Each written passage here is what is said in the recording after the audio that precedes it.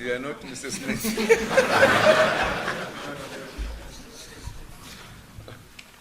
Your Excellency, the President of the Republic of South Africa, Comrade Jacob Zuma and Madam, Your Excellency, the President of the Republic of Zimbabwe, Comrade Robert Gabriel Mugabe, and Amai, my colleague, Honorable Minister Rob Davis Not Smith, Honorable Ministers from South Africa and Zimbabwe, the business delegations from the two countries, ladies and gentlemen, comrades and friends. Before I do what I'm supposed to do here, let me just, Your Excellencies, advise you that we do have a business delegation from Zimbabwe and a business delegation from South Africa. But we also have a new organization that represents Zimbabweans doing business in South Africa. They are also here and they are also going to be participating. I'm sure they will also be there to make a big contribution to ZimAsset. I would also want to advise you that we have had similar fora before, but this one has been the best in terms of attendance.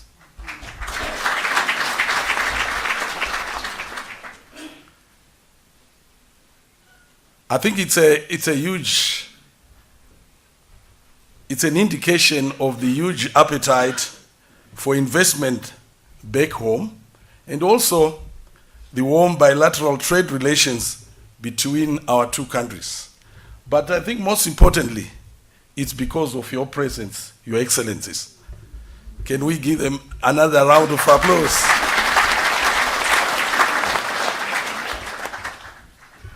Today I have the honor and privilege to introduce a very special guest to the Zimbabwe-South Africa Business Forum, who is none other than His Excellency, the President of the Republic of Zimbabwe, Comrade Robert Gabriel Mugabe.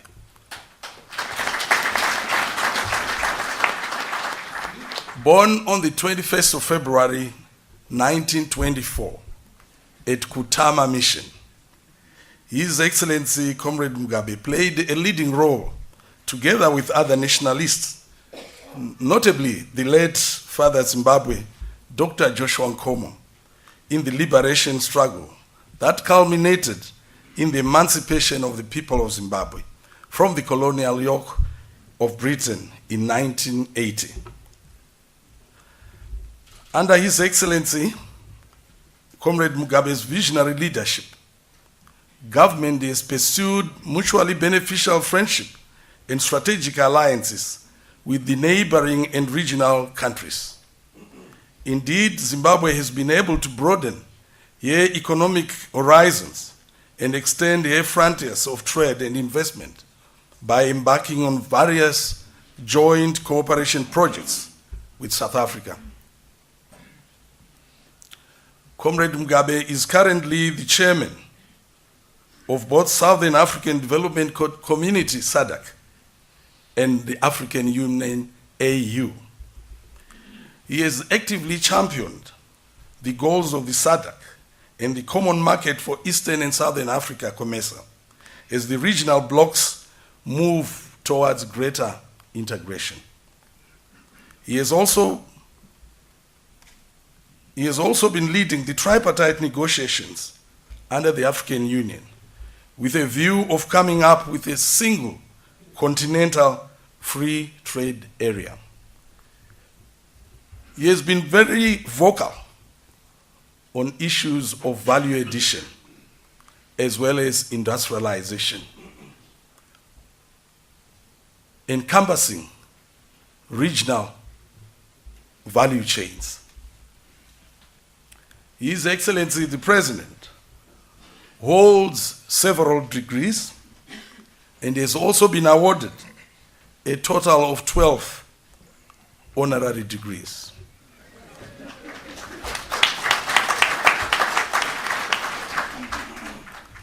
Your Excellencies, honorable ministers, distinguished guests, ladies and gentlemen, today we are honored to have this great revolutionary amongst us.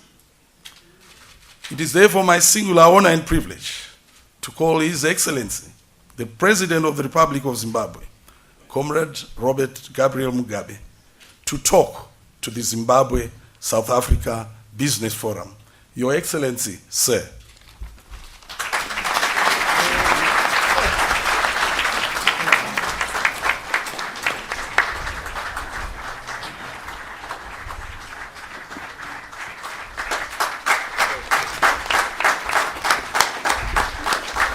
Right. Thank you.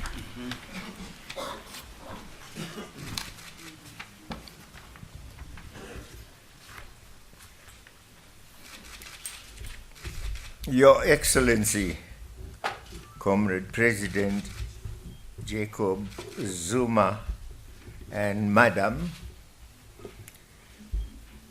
Honorable Ministers here present, ladies and gentlemen, comrades and friends.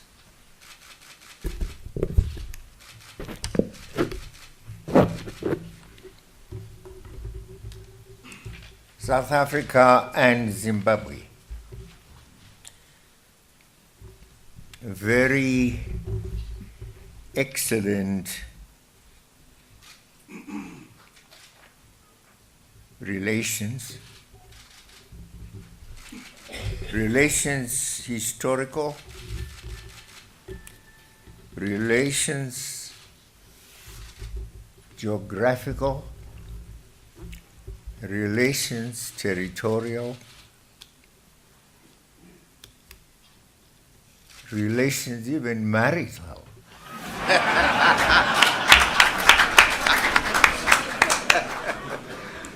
we still owe cows, of course.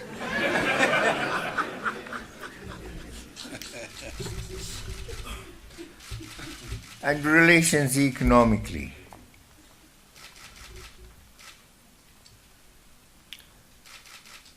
President Zuma spoke of the need for us now to work for our poor people. He spent many years on Robben Island, many years abroad. We interacted. As representative of the ANC, Mkondo Sizwe, back home,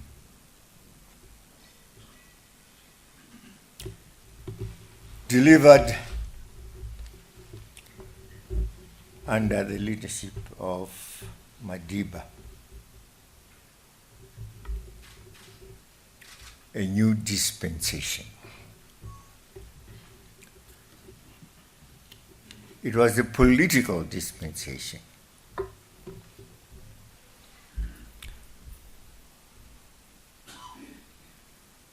My minister, Comrade Bima, spoke of our Zimbabwe endeavor to free ourselves. A number of leaders now gone. Comrade Joshua Nkomo, we call him father of Zimbabwe. Mzenda Msika, JZ, and on both sides, yes, the political leadership, the fighters now, Mkondo Sizwe, Zibra, Zanla on the other side. And the strength and the force of those was always the people. The people in South Africa supporting Umkhonto weSizwe. The people in Zimbabwe supporting the Chimrenga. The people. We delivered the wish of the people 1980 as independence came. The wish of the people was delivered here with a new political dispensation, 1994.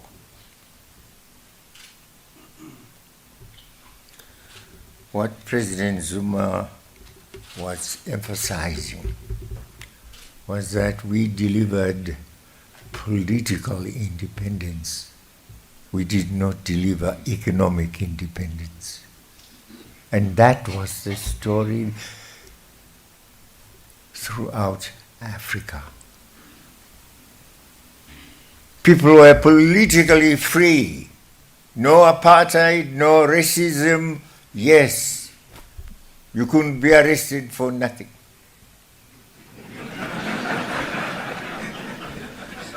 We were being arrested for nothing. Robben Island, full of people arrested for committing no crime. Back home, we have hundreds being bombed, thousands actually, in various camps, Zambia, Mozambique, innocent people, refugees, some young, some old. They were not all military fighters, no, just refugees, killed for no crime. So we delivered political independence. You are surprised, I'm sure. We did not control the economy. We couldn't deliver the freedom. You had no power. You were not owners of your natural resources. Others, the very people we fought against, remained in control of our economies throughout Africa. That's the story.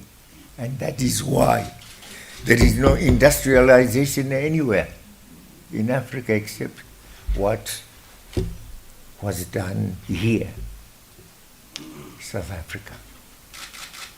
But that industrialization was done in the interests mainly of the whites. All our minds controlled, not even by locals, local whites, but outside. You talked of Standard. You didn't know who Standard was, who is the owner of Standard Bank. I don't know, I can't tell you.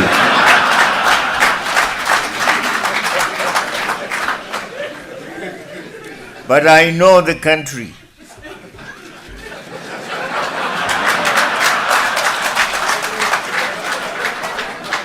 I don't know who Barclays was or is, but I know the mother country.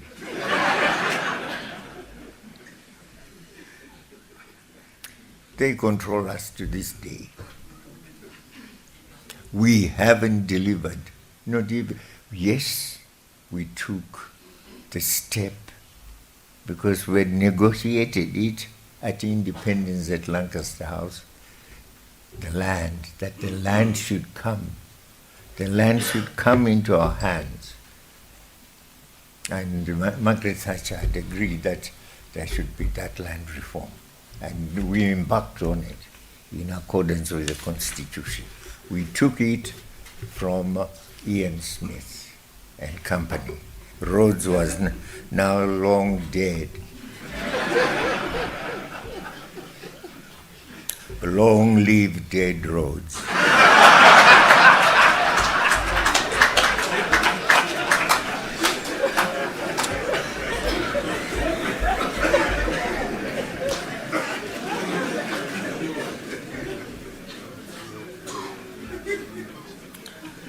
Others still fear that, we have the grave.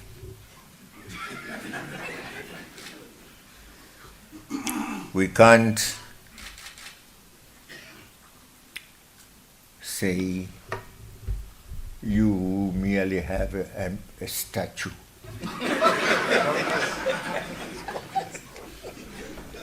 Will fear that he would rise.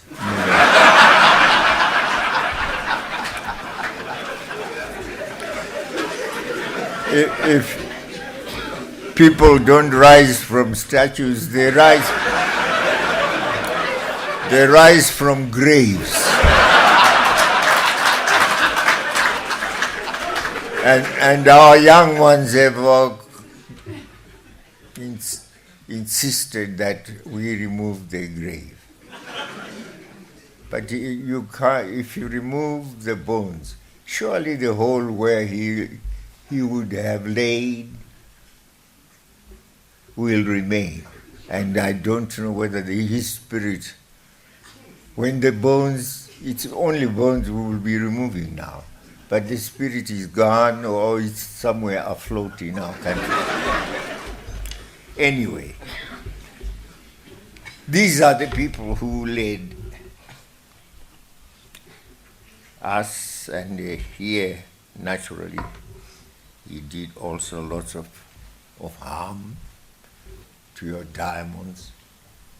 By hook or by crook, he was always the winner over all the other competitors in Kimberley. No one could beat Rhodes. Cheating at night, removing, the pegs. And so it's there in writing. He was doing that to enlarge his claim, the area of his claim, and fighting over it with others, discovering the pegs had been moved to narrow their own, claim areas and widen his own. And who could defeat him? He had all the support and so on. When he died, he had that, a Ilifa of 7 million. Not to us, not to the Africans of South Africa, where he had got his wealth from. But now, to benefit people of the world, students, they can come from Nigeria, from any other white countries to go to Oxford, but not blacks, not blacks. The black man is on his own.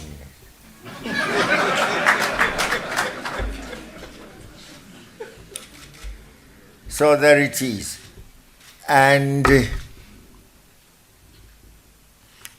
our Zim asset recognizes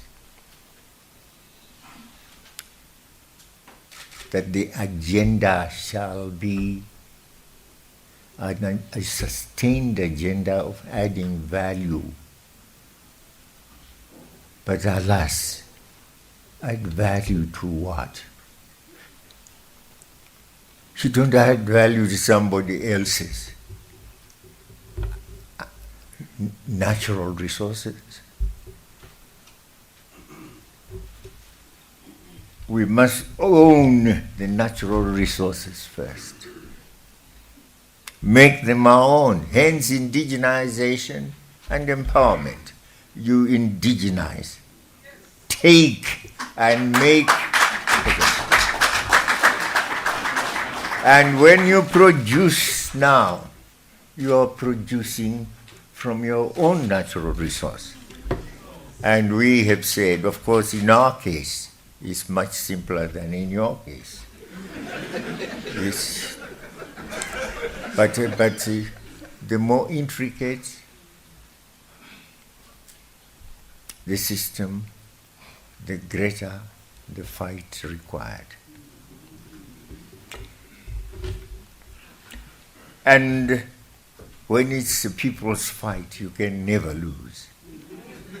You may suffer losses along the way, but it's a moral fight.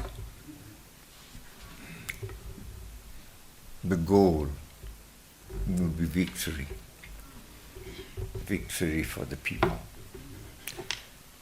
So in our case, natural resources, the mines, the land we have taken, agriculture.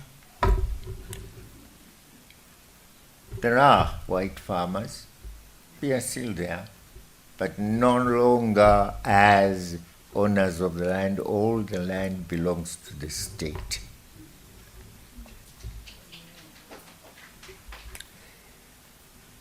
They will farm on the land as they are doing and produce now. As people, some of them have the citizenship,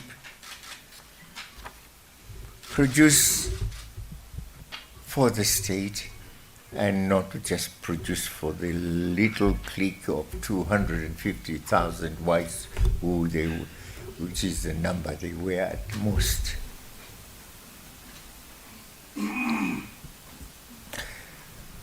So there has to be at the base of beneficiation, ownership by the people, hence indigenization and empowerment are a very vital tool. And this is what we would want you to consider. And consider very seriously, I want to thank the business communities, South Africa, Zimbabwe, and even the 50 who represent those Zimbabweans doing business in South Africa. At this one, we are all one.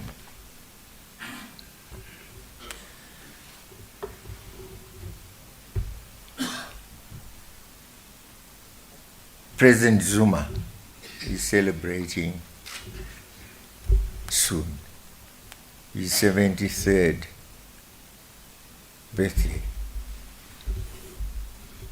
I've celebrated my 91st.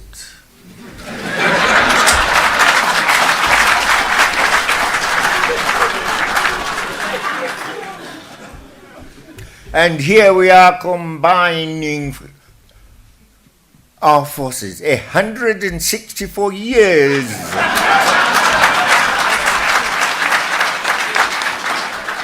The weight of that on the decisions you're going to take cannot be overhauled by anyone in the future, can it?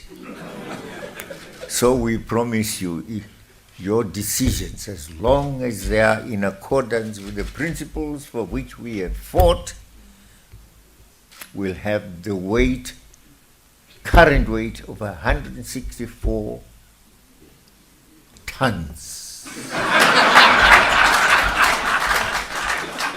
We are not taking now the weight of those who fought with us, who are no longer with us. But we represent them, the two of us. I don't know whether you would allow us to represent the future. We say no. The future generations, they will have to look at us and say, did we give them the correct basis, foundation on which they can stand as they move into the future?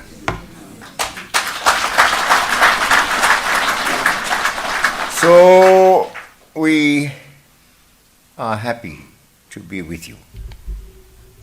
And it gives me the great pleasure to address all of you gathered here today under the banner of Zimbabwe South Africa Business Forum.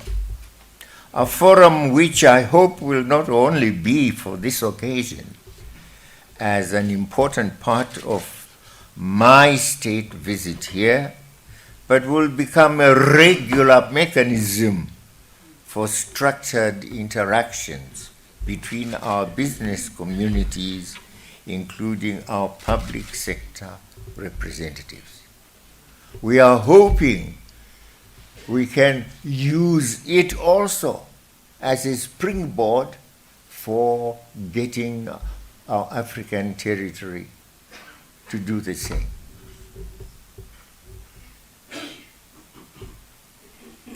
We tell you, independence is only a half measure in most of our African countries.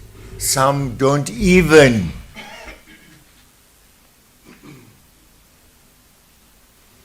control a bit of their natural resources. Go to Gabon.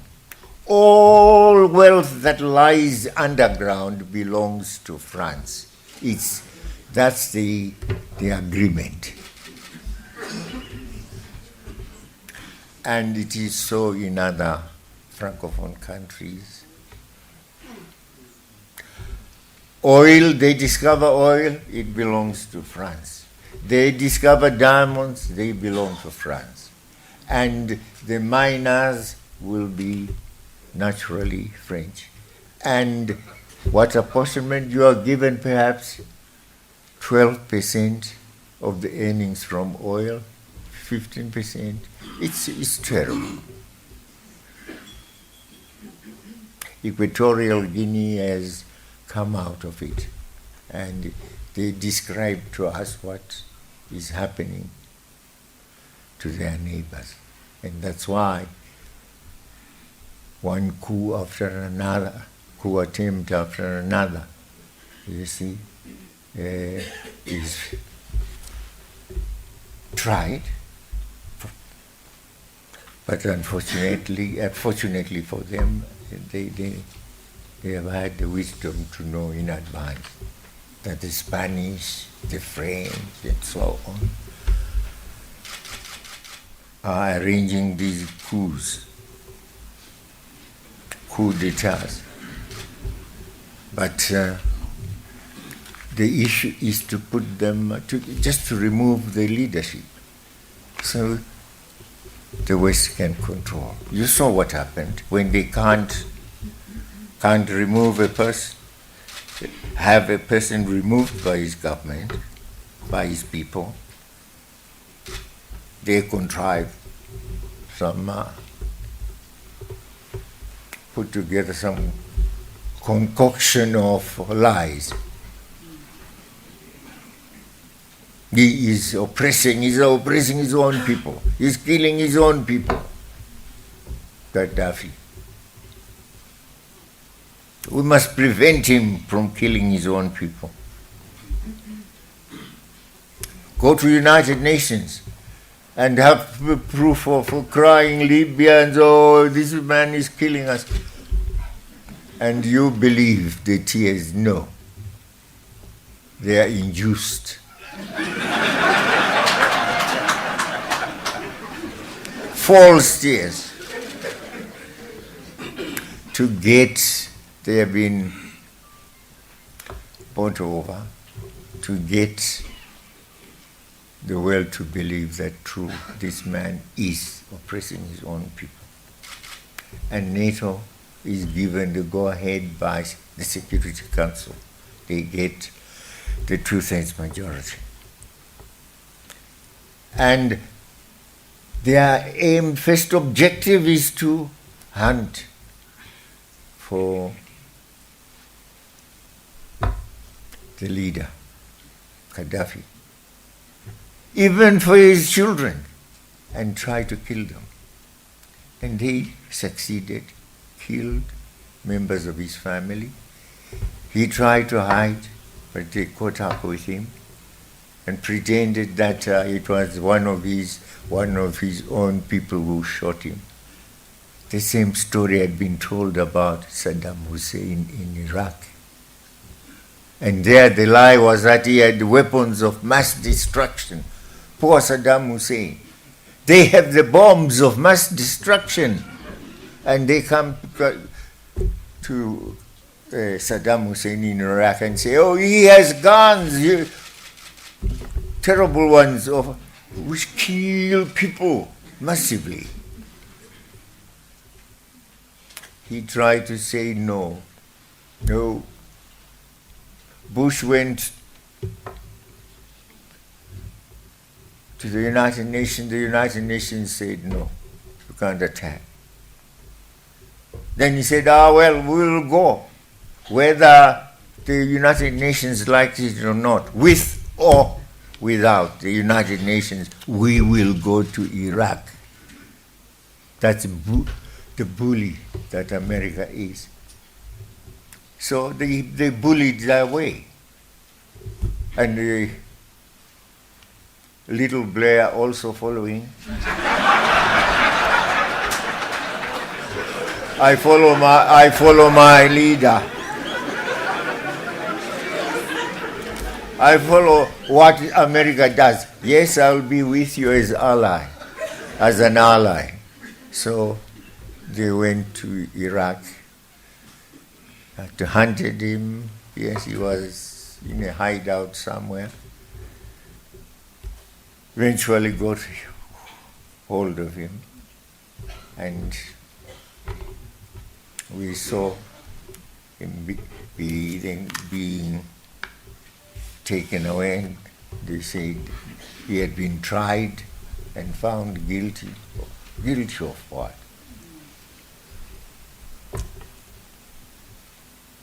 Of ill-treating his people, and he was hanged. Bush and his brother had a company sucking oil in Iraq. At the end of the day, they said, we made a mistake. He did not have weapons of mass destruction. You see, damned imperialists. That's how they want to do it. Even Blair wanted to attack us. Your people have not told you that. They don't frighten you. He came here, the government, I think Thabo Mbeki was in charge. He said, no, give us the country so we can have our soldiers here. He said, no, others also said no, Botswana included, to attack Zimbabwe and remove Mugabe because we're taking land from the settlers against his will. He wanted to stop the agreement that we had gone into with Margaret Thatcher, reverse it. It was Labour, you see, and Margaret Thatcher was conservative. So, for one reason, he did not appreciate the law of succession in international law, that you succeed to the debts, liabilities, and assets, you see, of your predecessor government. But no, what we want to do, we shall do. That's Bush and Blair. And who in the world can stop us? Well, our two governments, we are governments that come out of bitter struggles. Just remember the suffering you had and under the apartheid regime. Yes, at the end, when victory was now certain, they say they had abandoned the apartheid. It was not Christian. But you all these years, you had not read your Bible well? okay, as long as you will agree to be ruled by the majority, fine.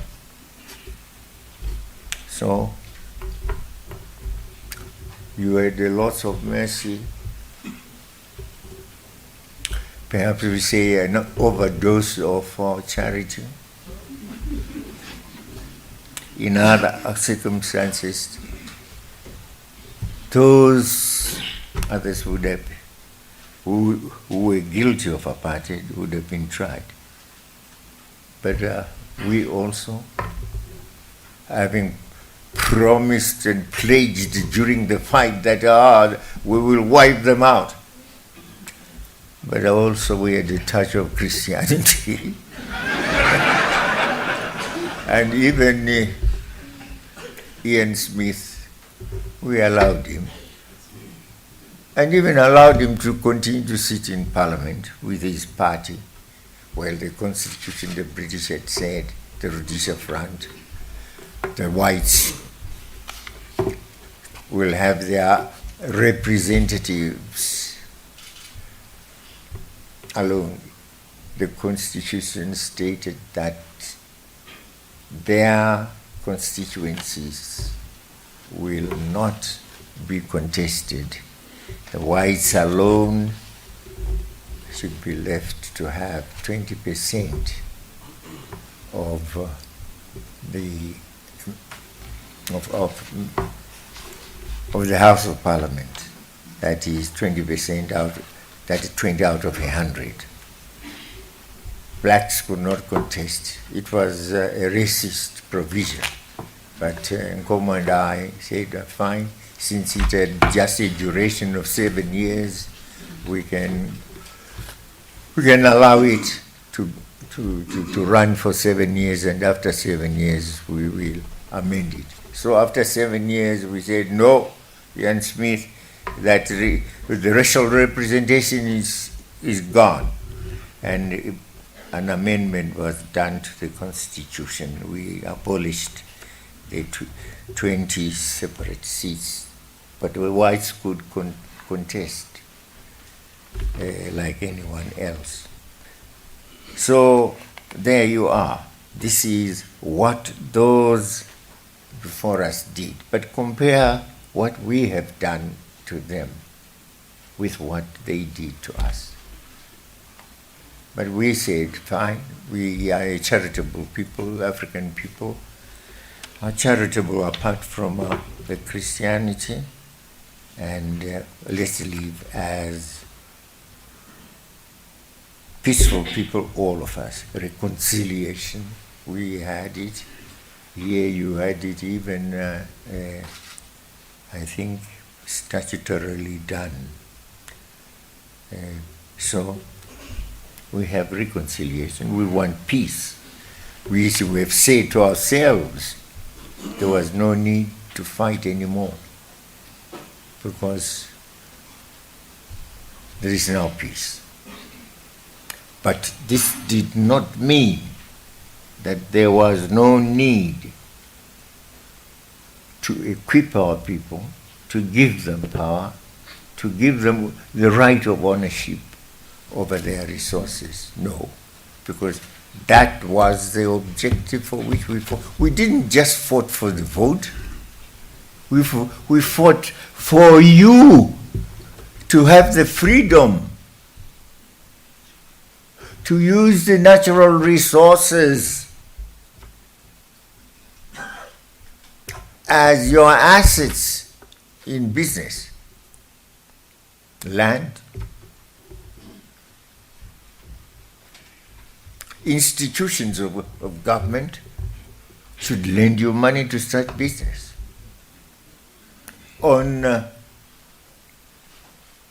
non-racial basis and not discriminate. Even Standard Bank in here, Barclays, I don't know, Barclays had run away from here. They come back, I'm sure. But they went to Ian Smith. They were in Rhodesia. we found Standard and Barclays. They are still there. They are still the leading banks for that matter, because they have resources internationally. They can trade internationally. So these now should be the means available to you all in order for you to start your business. But the political environment is free. Government will regulate, obviously. There are certain fundamentals.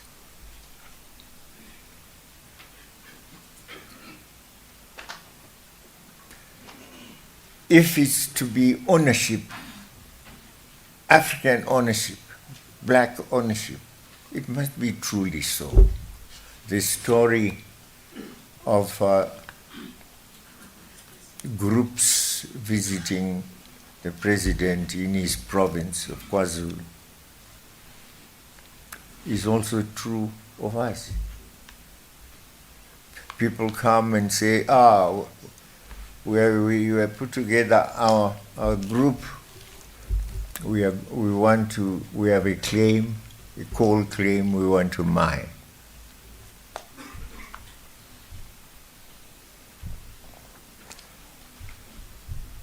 And they are young blacks. They look very zealous and very determined. Have you got engineers? Yes, we have an engineer who worked for that Rio Tinto or some other company. Mining engineer, yeah. And who is he? Sometimes just a white man. And when they say that, they don't have money, of course. And then you discover, they have whites behind there, just a front for the whites. That we don't want. If you're going to have a front for the whites, don't hide it. If they are to be partners alongside you, we find we will not say no to that, to proper partnership.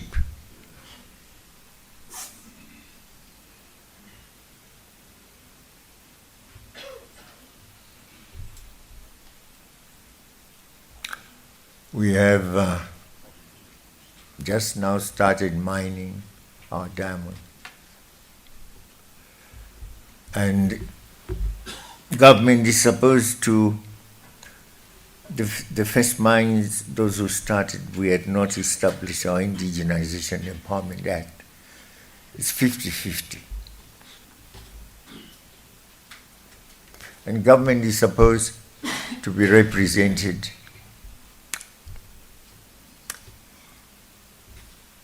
by individuals who are really alert people. You say, yeah, you quite well educated, skilled, you represent our side. This is the Chinese side. They have 50. And what do you find?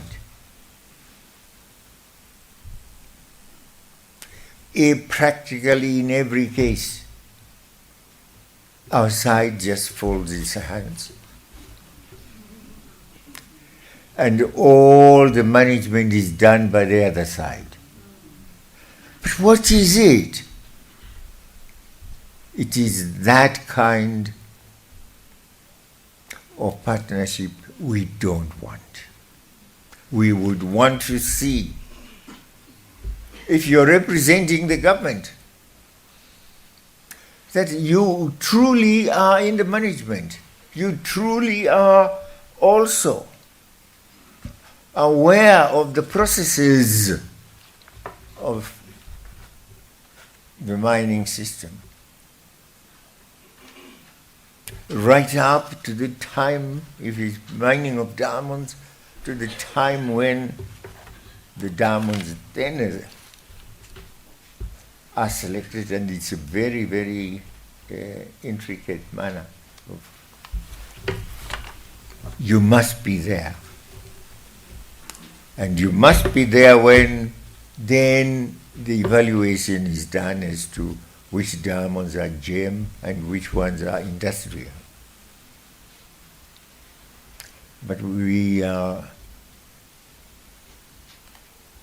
I'm afraid, not getting the services that really please us.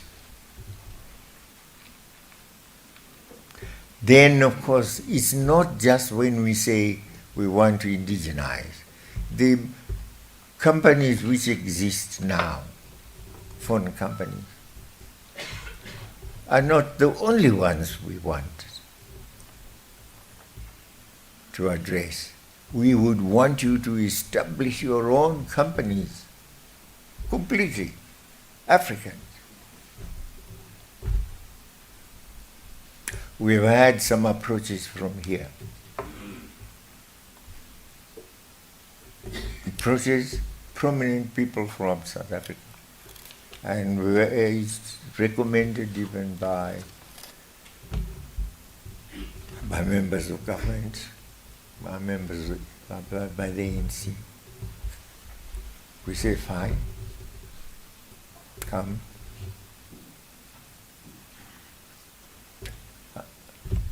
What is your partnership? Who do you have? We have some Canadian from. What Canadian for? So let us, as we decide to have joint ventures, South Africans, Zimbabwe, have our own, entirely our own manpower, entirely our own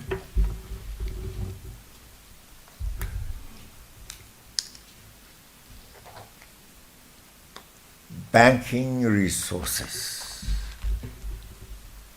financial resources. If you put yourselves together and you're viable as a mining entity, you have skilled personnel,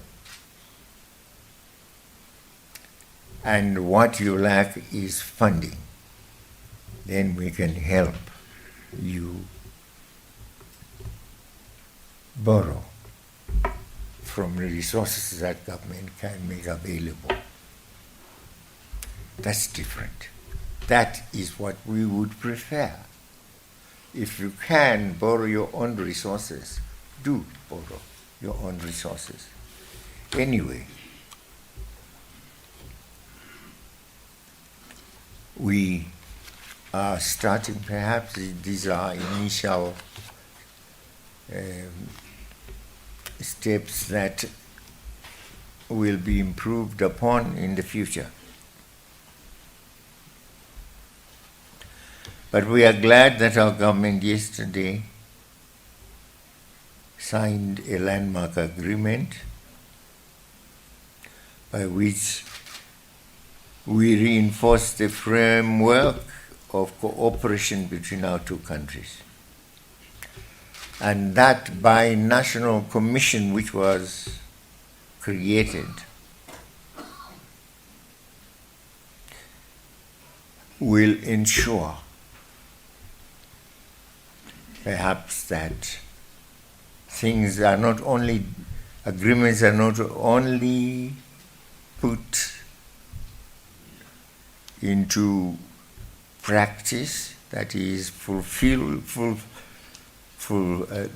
their fulfillment will not be delayed, but will now be done timeously.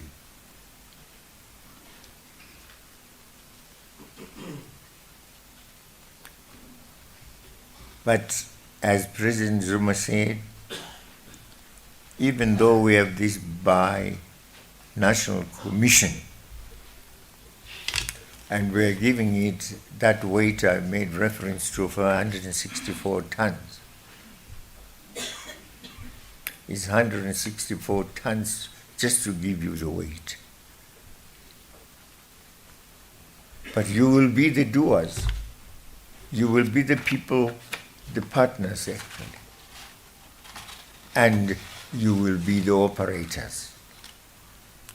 We will ensure that there is definite operation taking place. Well, we have embarked upon a new path.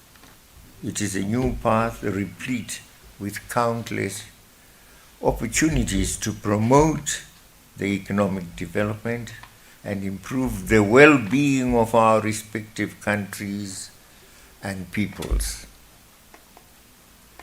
People-oriented.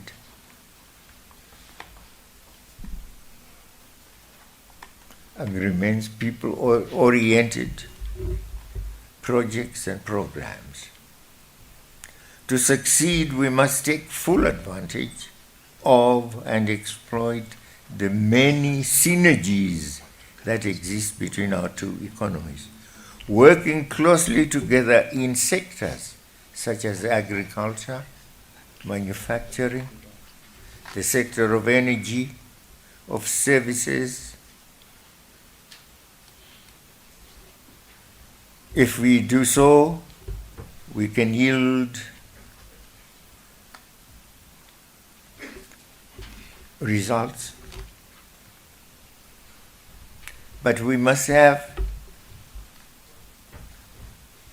persons who are skilled, champions able to compete and make their mark beyond our national boundaries and even beyond our own region. Working together, we can make an impact beyond that which we can make when we act individually.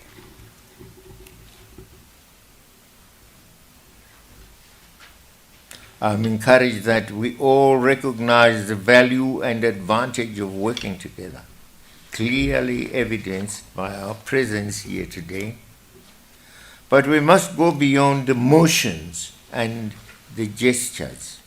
We must, through our actions, bring about the realization of the aspirations that first propelled us to this meeting.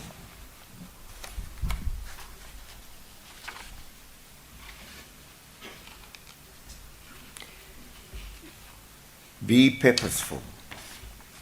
At the end of this month, I look forward to receiving you in Harare, together with our other colleagues in SADC, at the extraordinary summit of our Regional Integration Organization.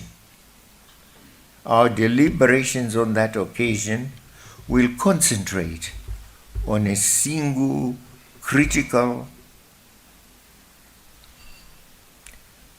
agenda, that of industrialization. Industrialization through value addition and beneficiation of our God-given natural resources, which our region is abundantly endowed with.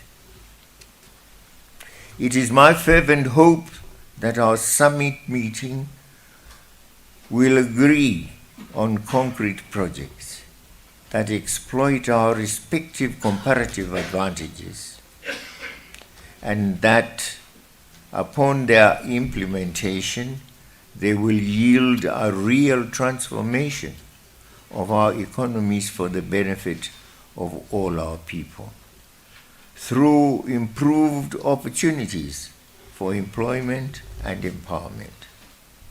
We can no longer remain exporters of primary commodities and expect to significantly and sustainably grow our economies. this is the stage where most of us in Africa are, except South Africa, exporting raw materials. When I went to Ghana, 1958, Nkrumah was talking of their cocoa, and cocoa is produced not just by Ghana, it's also produced by Cote d'Ivoire, Ivory Coast, Nigeria. And Nkrumah was saying if we come together, we can really establish a factory and produce the chocolates that Switzerland is producing using our cocoa.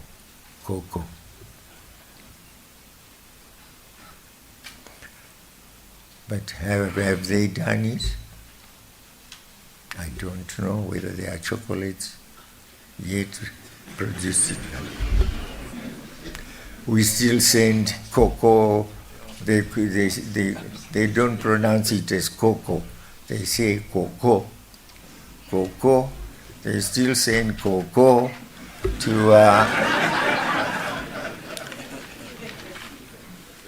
Switzerland.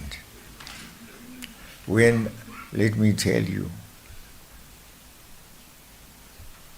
how I got surprised on one occasion. It was my first visit to Dubai.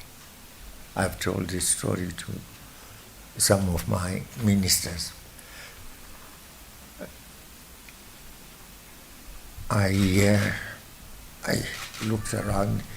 The whole area is desert, not a single tree growing.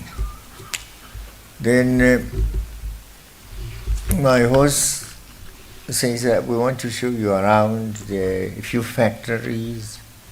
There is a British tea factory. Let's go to it. I say, British tea factory? Desert like this? Where do the British tea? So we went to the British tea factory. There was a young Briton there who was manager, and he was very happy to receive us with smiles and so on. Oh yes, you've come to look at what we are doing. He said, yes, a tea factory. Where do you get your tea from? He looked at me and smiled and said, yes, we get our tea from Zimbabwe, Malawi,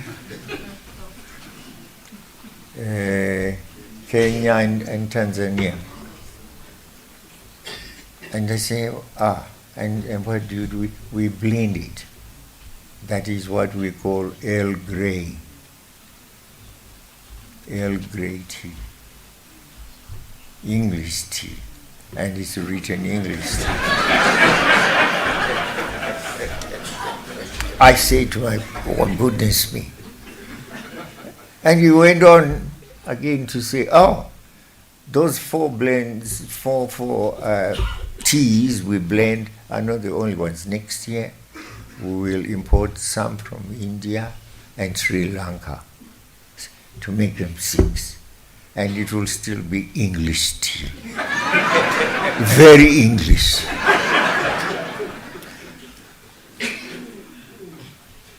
Yeah, and the British write English tea.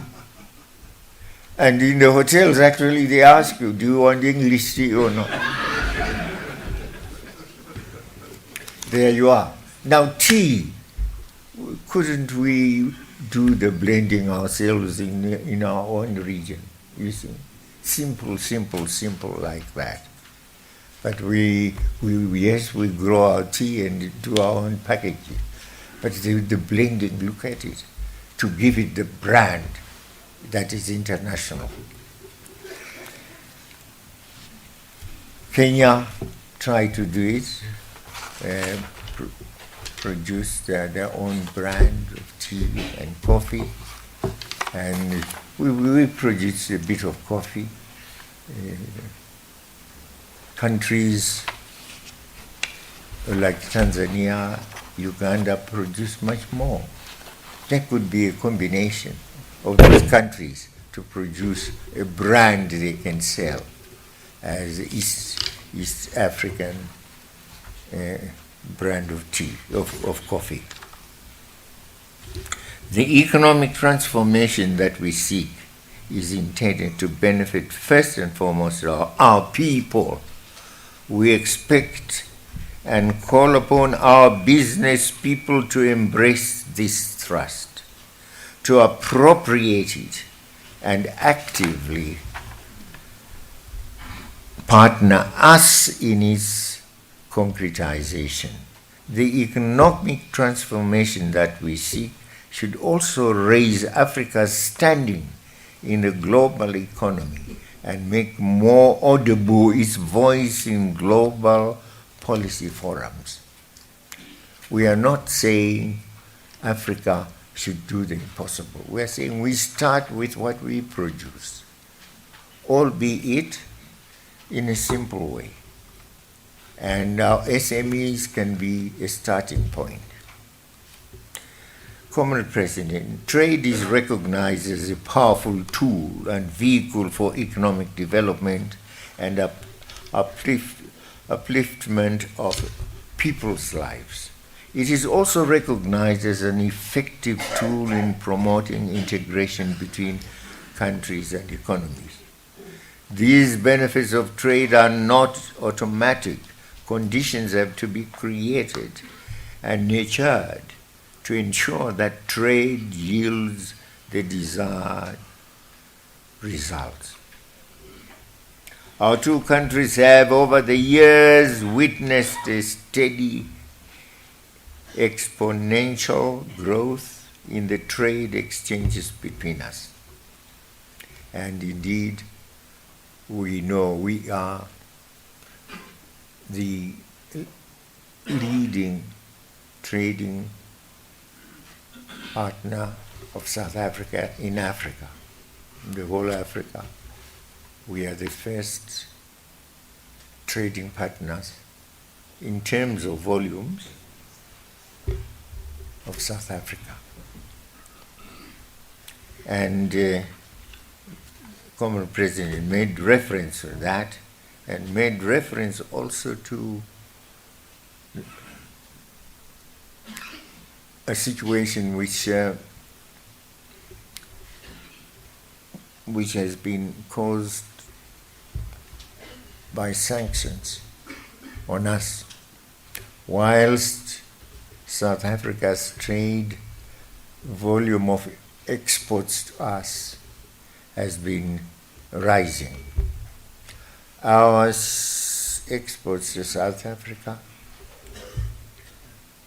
have had a downward trend. And the issue now is how we remedy that gap. In my view, it's not a gap that should be remedied by saying, let's have better figures for Zimbabwe that talk of improved exports. But you have to have the exports first. And the statistics are a mere expression of your performance. And this is it.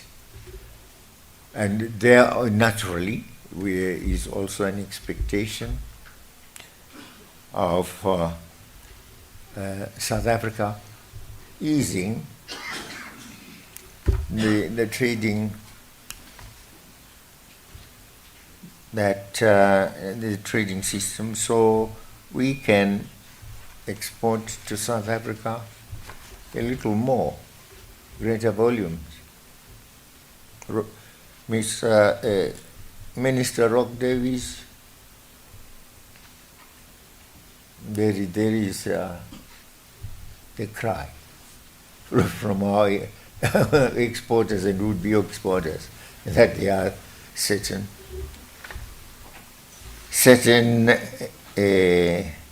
measures that South Africa is taking, or postures that he takes, that make it impossible for us to increase volumes of exports. Our two countries are agreed that this imbalance is neither sustainable nor desirable. If we are agreed on it, well, let's study ways and means of improving the system. It is in our mutual interest to restore a relationship of equal partners in our bilateral trade.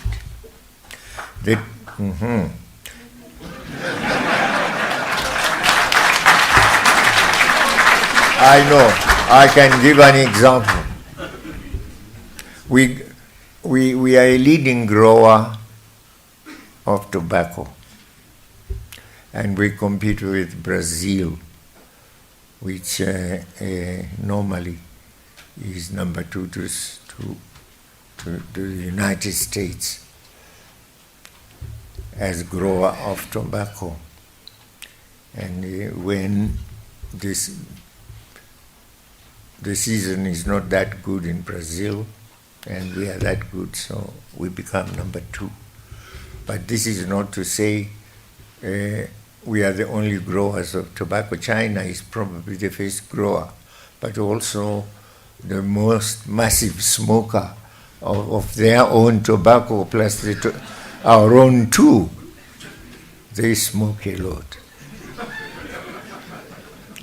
So, well, they smoke a lot.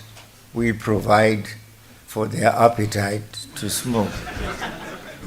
Whatever our doctors say, and I have a doctor in my team, and he listens to the voice of WHO, which says smoking must be discouraged. Smoking must be discouraged. Not growing must be discouraged.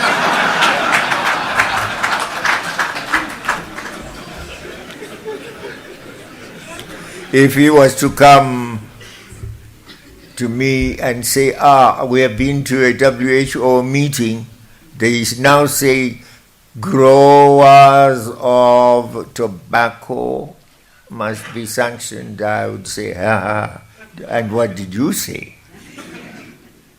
No, of course. I have always said our people grow tobacco.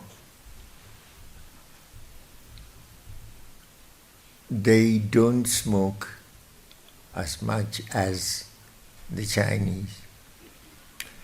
And anyway, you can't say don't grow and don't sell tobacco, because it is responsible for the deaths of people. Nicotine then gets to the lungs and so on. And I say, no, compare smoking with whiskey drinking. We have more accidents because people are drunk on the road.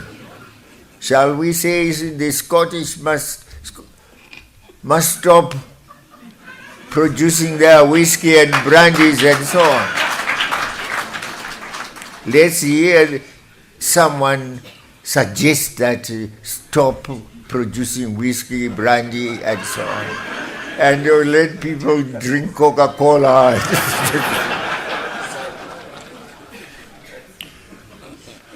No, you say, well, these are the dangers. If you take too much whiskey, too much drink of alcohol, the danger to yourself, to your lungs. If you smoke too much of cigarettes, the danger to your lungs. So people must judge. be able to use their own judgment as to the measures which they should take in order to remain safe. But all the same, we say, tell people that smoking is hazardous.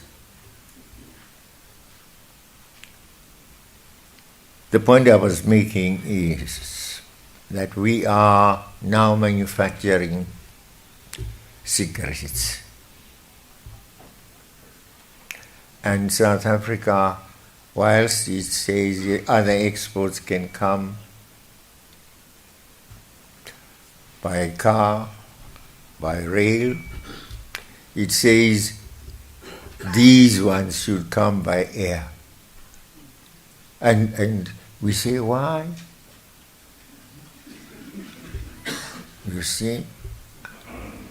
And we realize it's to try and prevent. So it's to make them more expensive. If you fly cigarettes and it.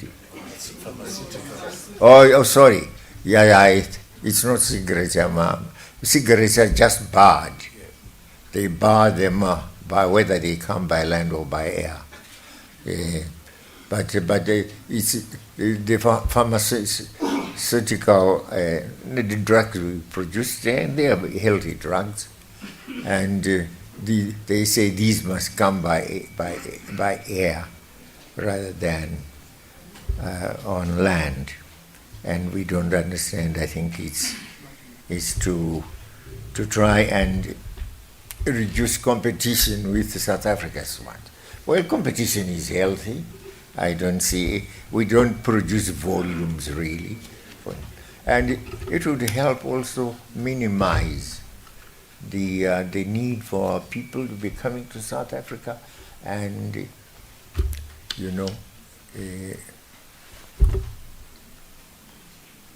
lying here in South Africa and causing unnecessary, sometimes accidents or incidents to happen, because so many people are coming for medicine, for treatment to South Africa, when we get the drugs back home and they are approved, and our people, fortunately, the pharmaceutical, the health people interact, and they approve or disapprove certain drugs. So these matters are here for discussion. I'm pleased to note that our business people have concentrated their minds on exploring cooperation and investment opportunities in various sectors in our two countries. And this matter is one such that these two countries must examine. Zimbabwe, like many other countries, needs foreign investment. And we used to get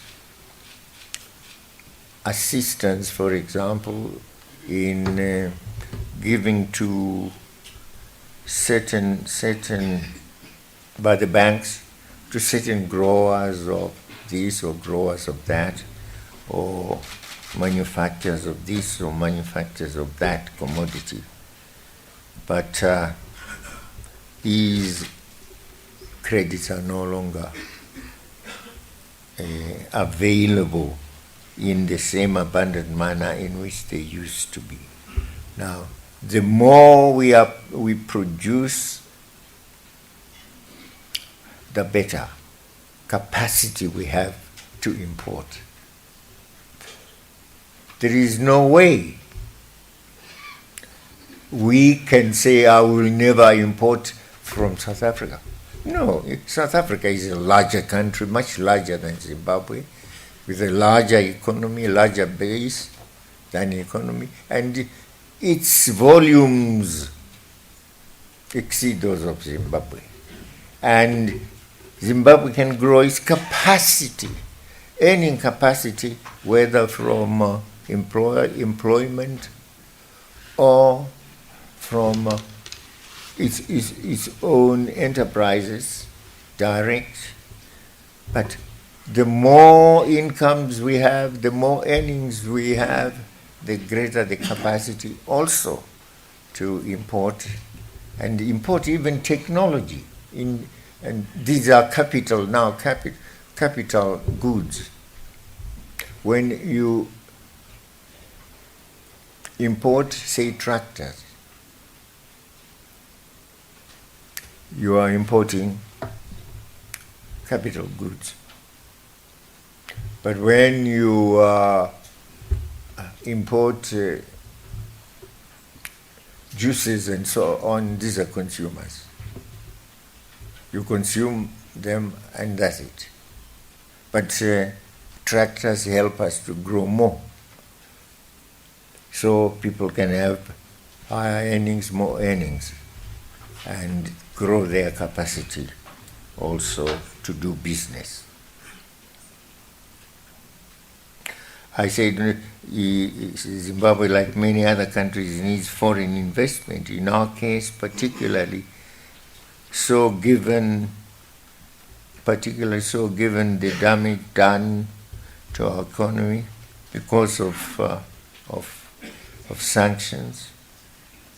We would ask South Africa to look at that aspect of assisting us to some measure. We know you have your own limits also, but you still have the capacity to assist. We welcome and encourage foreign investment into our country. Contrary to some media reports, the security of investments, both foreign and domestic, is guaranteed at law and in practice. We have never nationalized people's assets, people's businesses. No.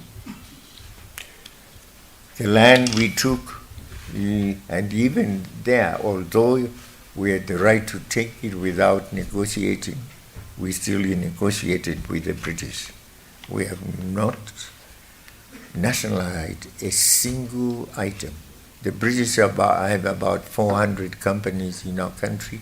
In spite of the fact that they imposed sanctions on us, we didn't retaliate by saying these companies will not operate. No.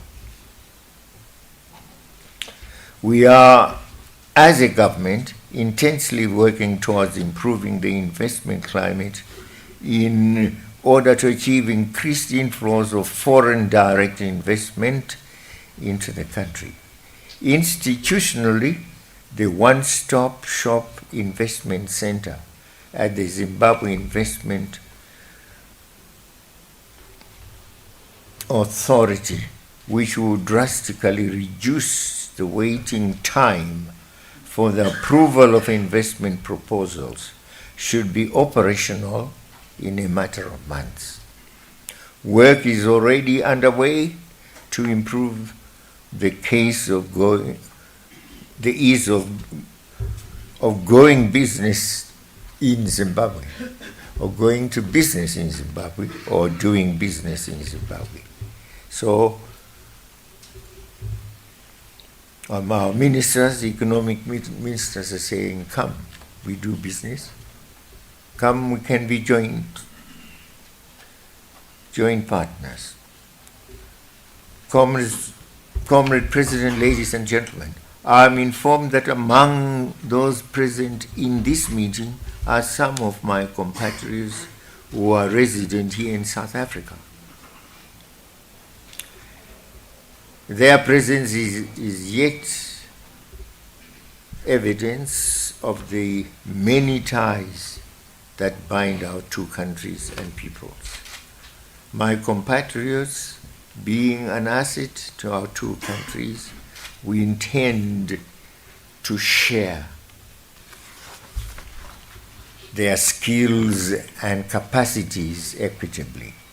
We are glad, we hope they are not disgracing us, that they are doing business as it should be done, honestly, with integrity. It is with this in mind that the government of Zimbabwe is in the process of developing a national diaspora policy which should be in place before the end of the year. The national diaspora policy intends, among other objectives, to create opportunities for the Zimbabwean in diaspora to contribute through their investment as they work in South Africa and elsewhere, to contribute their investment, their skills, their expertise, or other capacities towards the development agenda in the country. They can be also organizing a business, they can be building homes for parents, for themselves. That is welcome development. They can be participating in businesses. The development agenda is anchored, of course, also on Zimbabwe. Since 1980, we have sought to empower those of our country's citizens who were previously disadvantaged and discriminated against. These are the people you are referring to in your own country as having been underdogs. Immediately upon the attainment of independence, government focused on ensuring access by all to essential services such as education and health. The results achieved have been evident. For example, in the well-recognized high literacy levels in the country. Zimbabwe is an empowerment agenda focused on creating opportunities for the meaningful participation in and contribution to the national economy by the previously disadvantaged of our citizens. Common President, ladies and gentlemen, finally I want to thank you for bringing us together today in this forum. I wish to conclude by assuring all of you that Zimbabwe is open for business.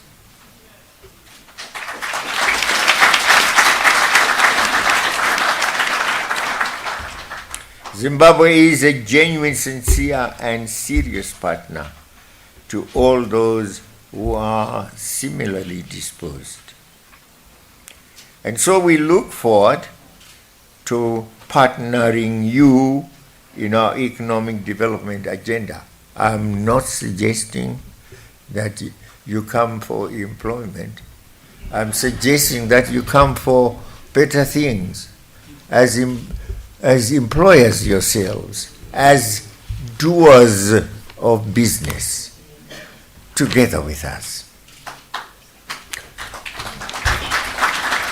And come well equipped. You can come in mining, in fact, on joint ventures. You do mining here. We do mining in Zimbabwe. So it can be 50-50. We are partners. We form a company on 50-50. We mine in Zimbabwe and we mine in South Africa. We carry out agricultural projects that you think can add to your own capacity. Perhaps you are manufacturing certain things out of cotton.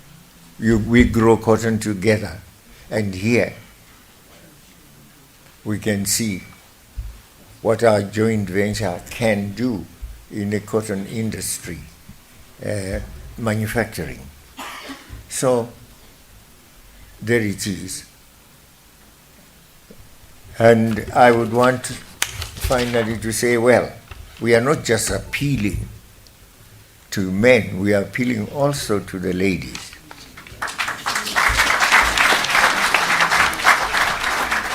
And I know the ladies have lots of things they would want to come and sell. Sure, selling But of course, we are very, I was going to say famous for that, but sometimes notorious for for it. Yeah, our ladies are everywhere. But I'm talking, I'm talking not of those ones. Those ones are really supporters of families. You see, they need, and they are more careful than the men. When in the years of drought, like this year, it is the ladies that use their hands, where their husbands use their mouth. So we men are not like women. They are very, very vigilant about the family situation. And we are not, we, South Africa and ourselves, are not like others to the north. We are particular about certain things. The child must have a uniform, for example, to go to school. Others have dispensed with the need for uniform. They say it's too expensive for families. But the rural mother will do anything. Have her own chickens, her own goats, sell them. My child, my daughter must have her uniform. She must have her books. She must have everything that the teachers say she should have. They strain themselves to that extent. Yeah, but skilled ladies, joint ventures, even lawyers. After all, it's the same law, really, Roman Dutch. You can have partners, joint, or a firm here can establish a branch in Zimbabwe and practice also there. So there it is. And I hope our people who have come here will have done their own exercise and established that there is really that great wealth of friendship and alliance. And as I say, let us be open.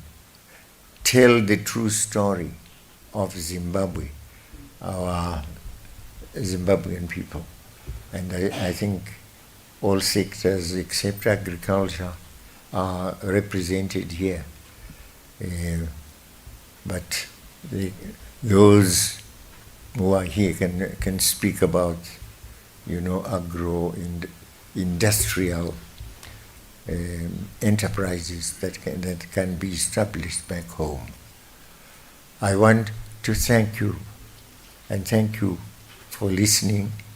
And I want to assure you that South Africa and ourselves are really inseparable allies, inseparable siblings, and we should ensure on the basis of this alliance, on the basis of this family togetherness, that our people for whom we went to prison, for whom we suffered so much, sacrificed so much, are beneficiaries of independence. It's sad to see our people still in the same condition as they were before the political dispensations of both countries. Let us please, we business people, with government assistance where necessary, ensure that there is transformation in the lives of people. That they have better homes. There is open land for them to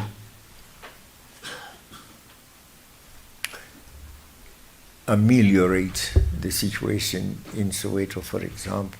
In Chitungwiza back home. They can build better houses, cater for their families, and not have a situation in which their children are born into poverty and therefore born into crime.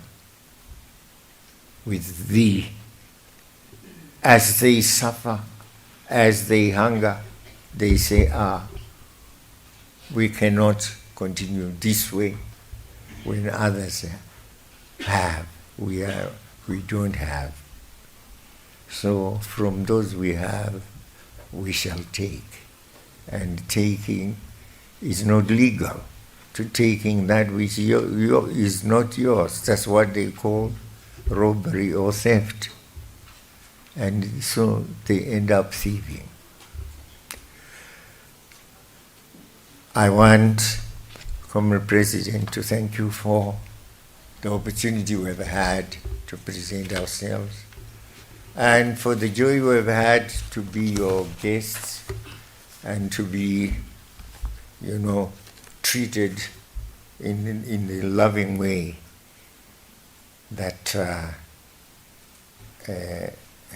has made us feel so comfortable, feel so much at home that I'm sure if the visit had been longer, we would not have minded.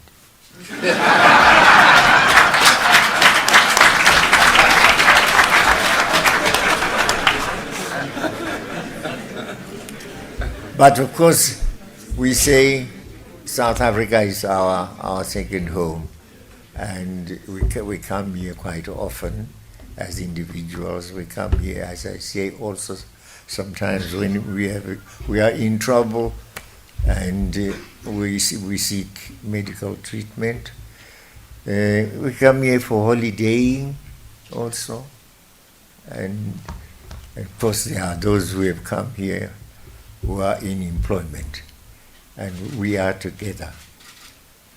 We shall always be together. We were in the same trenches, and I end up by saying, Amandla, Amandla.